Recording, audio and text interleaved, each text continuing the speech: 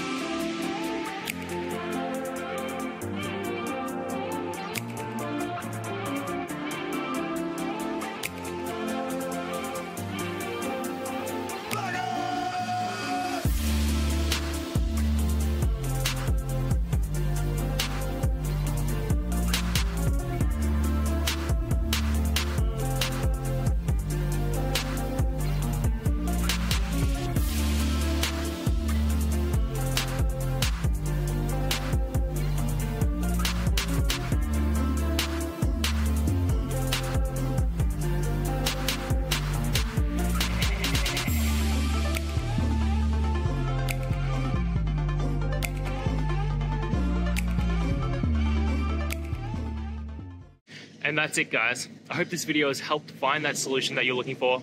And if it did, please hit the subscribe button. I'd really appreciate it. Now, until the next time that you need technical help, I hope you have a good one.